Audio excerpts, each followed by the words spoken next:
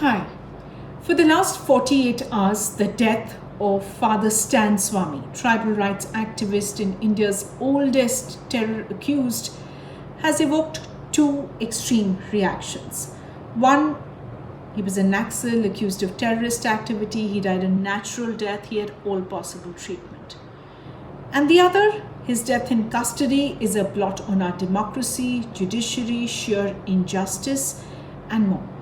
My name is Anubha Bhosle, and on Newsworthy, we are stubborn about giving you the context and facts you need to arrive at your own conclusion. It could well be one of the two extremes I mentioned, or neither. Now, why is Stan Swami's death so important to talk about?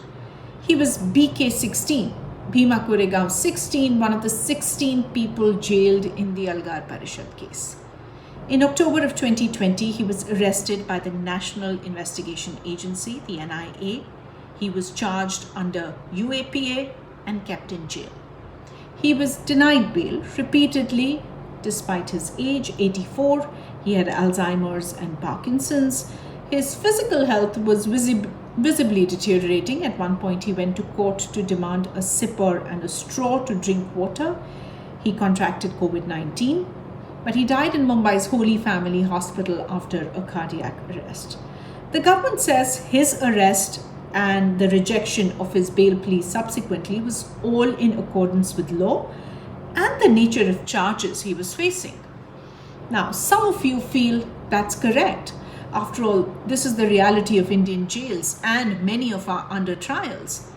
Bail, not jail, is one of the foundations of our legal proceedings, but many are denied bail every day. And so was Stan Swami, a terror accused. What's the big deal?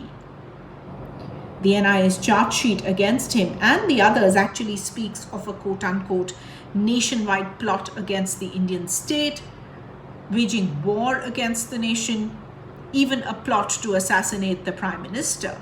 Surely he had a lot to reveal, and these grave charges meant that he could not be given bail. Well, perhaps true. For the last 9 months since he was arrested, what has the NIA done in a crucial case like this? The NIA did not seek even a day's custody of Stan Swami. The trial in this particular case has not even begun. Some witnesses were examined, but that was before the charge sheet was filed. And remember, all of this dates back to the 1st of January 2018, when violence broke out in Bhima Koregaon, a small village in Pune, after a Dalit memorial was vandalized 2 days ago. According to the police, this violence was incited by an event that was held at the end of 2017 called the Algar Parishad, where former judges, politicians, activists had all gathered together to mark the 200th anniversary of the victory of the Battle of Bhima Koregaon. Now, in the aftermath of all that violence, 2 FIRs were filed. The first one was identifying supporters of local Hindutva leaders, accusing them of violence. And the second FIR was naming 6 people who were members of the Kabir Kala Manch, an organization formed in the wake of the 2002 Gujarat riots. In the months ahead, the Pune police conducted multi-city raids and several activists were arrested from time to time. Rona Wilson from Committee for Release of Political Prisoners, Surendra Gadling, a lawyer, Varavara Rao, Sudha Bhardwaj. By the end of 2018, the charges had been expanded way past the original FIR and included the UAPA. By 2021, 16 people were behind bars, including human rights lawyers, activists, writers, also Father Stan Swami. That's why BK16. 10 of the 16 were not even part of the original FIR.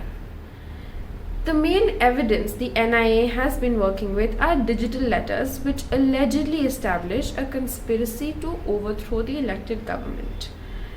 The letters have real names, no code words, clear details of arms required, etc.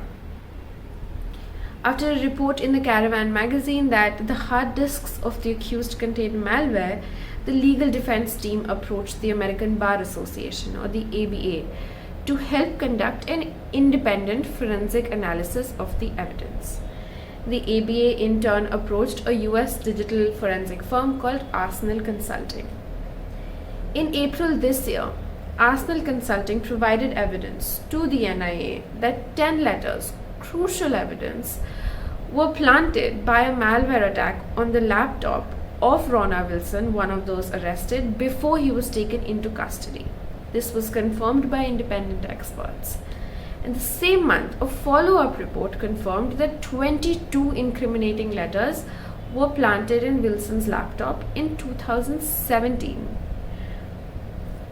Just yesterday, a day after Stan Swami's death, Arsenal Consulting says it has evidence that Surendra Gadling's computer was also hacked to plant incriminating evidence against him and the 15 others arrested, including Stan Swami.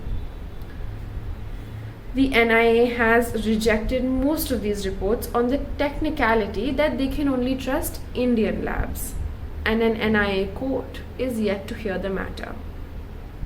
The final perspective to view Stan Swami's death and this entire case is the UAPA, the Unlawful Activities Prevention Act. The use of this stringent anti-terror law to lawfully but unconstitutionally name individuals as terrorists. We have a 3-part series on the UAPA, what the law is, what counts as evidence, and what chance does a citizen have when you reverse the burden of proof, guilty till proven innocent. And all of this even before a trial can ever begin. You can find that playlist on our IGTV and on YouTube. It is essential viewing to understand this particular case better and those of others that have been charged with UAPA. We'll stop here. If you've been watching, thank you for your time, and we'd urge you, if this has been useful, to make a contribution and help Newsworthy do more such work. The link for that is in the bio and in the description.